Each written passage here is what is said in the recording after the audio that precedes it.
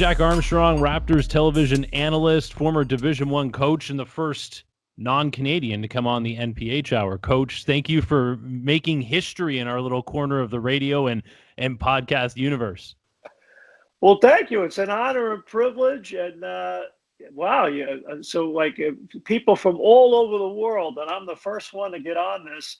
That's not a Canadian. Pretty cool. This has got to be the longest you've been physically away from the game, from the arena, from the players. It's been a long time. Do you miss it? I do a lot. I think you do the best you can. Calling games off of television. I literally stand the whole night. Last night I worked the Raptors-Clippers game, a late-night game, and I'm standing drinking green tea and pacing back and forth and trying to stay as engaged and enthused about it as possible. And, there's not a lot of fans there. The players and coaches and staff, they're all trying to generate their juice, the enthusiasm. And I think we're trying to do the same thing. And obviously, it's a people business. So to the connection on a daily basis of being around players and coaches and scouts and executives and refs and media, and most importantly, fans, when you don't have that to feed off of and the storylines that just naturally develop by just the basic human interaction, it makes it that much more challenging because these people are not numbers on a piece of paper that you just statistically quantify it. And no, it has nothing to do. It has something to do with that. But it's the storylines. It's the storytelling, and storylines get a little bit harder and more challenging when you're distant. And nonetheless, I think we're trying our best and doing our best to make it happen. But I hope, after going through the bubble and now through the entire of this season, that next season we're able to, knock wood, get back to some degree of normal. When you talk about, the storylines, and there's been so many good ones in the NBA and the Raptors this season. Well, one that I wanted to hit on with you is the different paths that players are taking now to the NBA. D2, D3, junior college, some international players coming back and playing big minutes as well. Is that one of those things that coaches value what players have had to put in to reach their dreams and the work they've had to put in instead of sometimes being given to them because of their raw talent and athleticism? Well, I would agree 100% with that. And I think the better organizations understand the fact that it's not, hey, go from Duke to playing or go from North Carolina or UCLA to playing.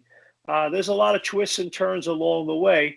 And if you're a good basketball scout, if you have a good eye for it, then you should be able to identify that a guy has it. And there are certain qualities a player might have that the better scouts and the better organizations do their research and understand that maybe the fact that the guy didn't play at a big school like a Pascal Siakam or a Fred VanVleet, for example, doesn't mean that they can't be very, very good players in the NBA. So to me, I'm looking at the Raptors play the Clippers last night. The four best players on the floor: Fred VanVleet, undrafted Wichita State; Siakam, late first-round pick out of New Mexico State. That's not UCLA or Duke, okay? And then on the other side, you have Kawhi Leonard, who was not a lottery pick out of San Diego State. He didn't go to UCLA or Cal or, one of those, Stanford or one of those places. And you got Paul George. Paul George went to Fresno State. People were looking at Larry Bird when he drafted him, like, what are you doing with this guy? And so to me, my point is there's a lot of different paths. And I think the better organizations and better scouts appreciate the fact that Duncan Robinson could play Division III basketball and then go to Michigan, but he has a world-class skill. And, you got to find that. So, yeah, to your point, I think that organizations are getting more creative. They're digging deeper.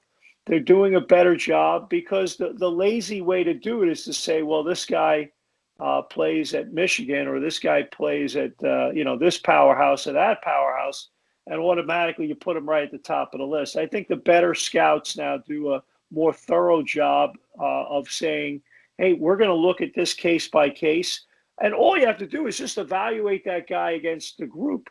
Sometimes you don't have the ability to evaluate them against top competition because they're not in a particular league that you see that. But nonetheless, the job of a scout is to project, being able to project and say, if I take a Duncan Robinson, where do I see him projecting? Can he get his shot off? Can he get his game off? Can he guard? So those are all things that come into play. NCAA then and now. It's quite a difference, and you see the transfer portal. The one and dones was the big one. Starting up about 15 years ago, 10 years ago, and then now the coaching carousel that we're seeing. I mean, you coached for almost 10 years at Niagara University. That seems to not be the common way. Is building a program becoming a thing of the past in a lot of different ways in the NCAA level? I spent 14 years as an NCAA Division I coach, 4 at Fordham University in New York, 1 as an assistant at Niagara, 9 as the head coach. I would say that model no longer exists. It's like being a junior college coach now. Really, I mean, you're literally recruiting every year for the entire team again. It's a team, not a program. The logical progression, creep, crawl, walk, run of building a program where a kid maybe didn't play a lot in his freshman, sophomore year, but then he was an upperclassman, paid his dues, that kind of thing. That doesn't exist anymore. You're literally recruiting your own players every year. People are tampering with your players. It's the Wild West. There's no honor among thieves. It's a cesspool, in my opinion. And look, yeah, I'm all for athlete empowerment. I agree with it. I think it's right. Coaches shouldn't just be able to leave and go here, there, and the other thing. If they do, then I think the player has the right to go somewhere else. On the other hand, if the coach is there, I think that there comes a point where it's just too easy to get out of things. We're seeing all these guys jump in and out of situations, and they don't even know where they're going. They're throwing themselves in the portal, and they have no opportunity to go somewhere else. People are giving them bad advice. And again, I think I don't know, I feel pretty good overwhelmingly about the relationships I have with my coaching colleagues from the time I coached. I don't think I could coach in this environment now because I couldn't trust anybody. Because to me, it's a kid will sit with face to face with you, and then a day later, because another school is on the phone through a third party tampering to get that kid, he walks in the next day and he's out the door. I mean, what happened to our relationship 24 hours ago? So to me, it's a hard environment to coach in. You literally have to have the mentality that all I'm doing is building for next year and nothing else matters. And then we regroup. Maybe we play musical chairs and you decide to jump in the chair again. Maybe you don't. If not, okay, nice knowing you. I'll move to the next guy. And here's my biggest problem with it. I think it's really going to have a difficult impact on college athletics because there are still people that are longtime Providence Friar fans and longtime Iowa Hawkeye fans and longtime Stanford fans that have been going to games for 37 years. And now they go to games, they're like, I don't even know who these guys are. And I'm hearing that from people all the time, that they have no idea who they're going to watch. So there's no connection, no storyline. And I think what's happening is it's diminishing the product. And I think you're seeing it reflected in on-campus, when we get back to normal, on-campus attendance at games. That, how do you even know who these guys are? You need a scorebook every year because the roster's all new. I think that's hurting our game. Here in Canada, though, it seems like things are turning around when we get it back. I mean, U Sports basketball, the talent is higher than it's ever been. We now have a pro domestic league that is 70% Canadian. How important is it to really build up the infrastructure here in Canada at the grassroots, post-secondary, and pro level for the strength of this sport in Canada going forward? 23 years with the Raptors, and the previous 10 years being at Niagara. Niagara University sits on the Niagara River, which separates the United States from Canada. I spent a lot of time recruiting in Canada. So I have a 33-year perspective on it. And to me, Canadian basketball obviously is the fastest growing sport in Canada. That and soccer, they're the growth sports. So, if it was a stock, buy, sell, or hold, I'd buy. And I did hosted a symposium for Canada Basketball University of Toronto about 2 months ago, and the two things I said was, number one, good is the enemy of great. Things are really good right now, but it's the enemy of great. We can't settle. There's a whole nother gear we got to get to. And my other theme was the best is yet to come. And to me, to your point, I think the best is yet to come because of the infrastructure that's being put in place right now. The opportunity for young Canadian girls and boys to play basketball and to have quality coaching and to have quality opportunities is growing exponentially right now. And to me, I'm so excited about it. So as I reflect on my 23 years with the Raptors, and as much as my job is to sell the Toronto Raptors, my job's to sell the NBA, all 30 teams, and my job's to sell the game, period, as an ambassador. I always say I'm like a caraway seed in the bakery of life. I'm a small little speck. Nonetheless, I am a speck, and we all have that little role to help promote it. And to me, I'm looking at it right now and saying, this is an incredible opportunity. Everyone talks about the Vince Carter effect. Well, the Raptors won the title in 2019. To me, I'm just a big, big believer that the chances are now. And I'll give you one quick story that I find fascinating. And I happen to me personally. I was at a golf tournament in Halifax about less than a month after the Raptors won the title. And I'm at this golf tournament, and I spend a little time chatting with Sidney Crosby and Nathan McKinnon. And all these guys, I'm excited about meeting those guys for the first time. And they're really cool guys. And we're chatting, and all they wanted to talk about was basketball. So the question I had for them was, hey, Nathan, hey, Sidney, if you were a 5-6-year-old little boy right now, would you be picking up a ball or would you be picking up a stick and skates? And, I look at those two guys, those are world-class athletes. Like, they're elite. They could probably be a center fielder. They could probably be a midfielder. They could probably be a point guard. They could probably be a quarterback or whatever. And they're elite. Yep. You put them in any sport and you teach them the sport, they're probably going to be a Division I player, maybe a pro. So I'm like, and they look at me like, wow, good question. So my point is, can we get that little girl that maybe wants to play soccer and get her to play basketball? Can we get that little boy that wants to play hockey and get him to play basketball? That to me is the next frontier. Can we get to the point where now it's so commonplace that people are like, well, I'm Canadian. I want to play basketball, And to me, that is because you look at the fact that Canada is number 2 in the world in representation in the NBA, and all the young ladies playing in the WNBA and playing overseas, the whole thing. And I always reference it, both the young ladies and the guys. I mean, why does Canada not have I brought it up at this symposium. Why does Canada not have a WNBA team? Mm-hmm. Why does Canada not have 2 WNBA teams? Why does Canada not have a second NBA team? I mean, aren't we a mature enough market now after 26 years of the NBA to have a team back in Vancouver, maybe a team in Montreal? I don't know. And the Raptors are the national team. Why can't we have another baseball team? Why can't we have the Expos back in Montreal? But my point is, I think there's a great opportunity, and it just needs some investment and commitment from people at the highest levels as well. Like, we talk about the lowest levels of kids wanting to play.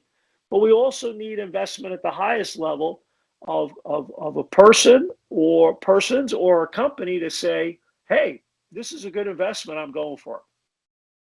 100% correct. I talk about it all the time, and it's really corporate Canada. And I think it's changing because I think those decision makers, their kids, as you mentioned, are now playing basketball. They're not in the rinks every weekend where they're focused and hyper focused on hockey. And now it's going to change. And they're going to look and go, wait a minute, there's something here that I can get on. Right. And that's what I see. Um, Great point. I want to ask also about the Raptors championship, how that really galvanized everybody together. And you saw, pictures and videos of multi-generational Canadian families watching the sport of basketball. It really does kind of bond everybody together, and it did bond everybody together. How special was that? And how do you see that with families and parents and kids and that connection that used to be like a hockey night in Canada thing? Now it's revolved around the Raptors. You use a word that it's really good, and that's multi-generational. I'll go one step further. Multicultural. That's the new Canada, and it's exciting. It's refreshing, and it's our sport. Our sport is multicultural. Our sport embraces it. We love it. You go to a Toronto Raptor game. I always said this, and here I am, a New Yorker, which is basically the melting pot of the world. My parents are immigrants from Ireland, but I grew up with kids from all parts of the fabric of society, you name it. I've had incredible life experiences. And to me, multicultural. And you go to a Raptor game, it's like being at the United Nations. It really is. And everyone's united behind that. So yes, multi-generational, but more importantly, multicultural. And I think everyone's welcome under the tent. It's inclusionary rather than exclusionary. And I think our sport has done a really good job at the highest level down and the lowest level up of maybe embracing that mentality more than anything else. And I celebrate it. I'm proud to be part of it, and I'm excited to where that's going because unfortunately we're in a pandemic right now. But prior to the pandemic, and even within the pandemic, when you're at different virtual events, I just find it really, really cool that you see kids from different backgrounds in different parts of the world, and Canada thankfully embraces immigration. And to me, you see kids that are first generation. I'm first generation in the United States, but I see kids, their parents are from Pakistan or India or, Latvia, whatever. And the opportunities that present themselves in Canada are great. And yeah, there's challenges still that we have to work on improving. But I think our sport embraces you. And I think our sport provides opportunity and it provides hope because you see it. And this campaign that you're talking about right now is all about that. It's all about, parents and kids. I mean, I was out playing hoops with my 6-year-old daughter and my 71-year-old mother on the weekend, and I'm looking around. It's amazing to me that can happen. And this campaign is really kind of all about that of what this sport can teach the next generation and really can teach almost an older generation as well. But it's amazing how one sport so simple, a ball and a hoop, can teach you so much about life, isn't it? Yeah, you're mentioning the Dove Men Care campaign. It's along with the Toronto Raptors, and it's wonderful. And basically, what it is, it's encouraging fathers through sport to connect with their kids. And to me, I think that's vital. And I'm so excited to be associated with Dove and the Raptors on this campaign where basically families are able to reflect on the impact of sport on their lives and the relationship between a father and his daughter, a father and his son, and My wife was a Division I head coach. My wife was the women's soccer coach at Niagara University and women's basketball assistant. That's how we met. Our kids played all sports. The best conversations I had, my wife and I adopted 3 boys. The best conversations I had with my sons many times were in the car driving shoulder to shoulder, where you're both looking out and you just have conversations. And sports not only builds character, it reveals it. It gives us incredible life lessons. We have to look in the mirror and reflect on who we are, what that lesson taught us, or you and your daughter out shooting around, having a few laughs, and your mom being out there. That's multi-generational. That's fun. But you know what? Stuff happens out there. You talk smack. You succeed. You fail. You learn a lot about things. You sit and watch a game on the couch together. You go to a game together. You're able to observe the theater. It's theater right in front of you. And to me, it gives you an opportunity to really teach and mold and develop character and reveal character and say, hey, I got to improve at this, or I really like what I'm doing here. You have role models. And I can't encourage dads enough to really involve yourself with your children. And you don't have to be a coach. You don't have to be an overbearing parent. You just got to be there. And you got to be there for your kid when they win. And you got to keep them humble when they win. And then when they lose, you got to be there for them and give them a hug and pat them on the back too, and say, you go get them, and because I read something years ago, and it's so true. Success and failure are both imposters. It's like one of my many mentors in my coaching career, Lou Carnesecca, the Hall of Fame coach from St. John's University, used to have a great line. He used to say, "Peacock today, feather duster tomorrow." What do they say? It's a short trip from the penthouse to the outhouse. And my point is, you can't take yourself seriously, and you got to grind every day. What is excellence? Excellence is a habit, not an act. You can't be an actor. You can't be a con man. You got to have good daily habits.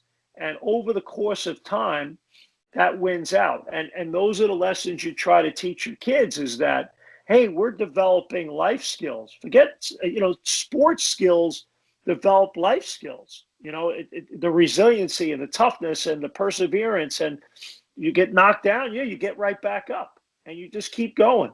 And to me, I just the best life lessons I've had, both good and bad, were through sport. And my best friends in my life are people that I played sports with or coach with or whatever. And so to me, it's amazing. And I think as a dad, it helps you then develop your daughter and son as a young lady, young man. And more importantly, it bonds that relationship, and it helps you to, with academic issues, all those kind of things. So I think Dove and the Toronto Raptors through this campaign are really committed to try to really get people to kind of see the light and open that door to, hey, how do I make more of an impact with my daughter or son?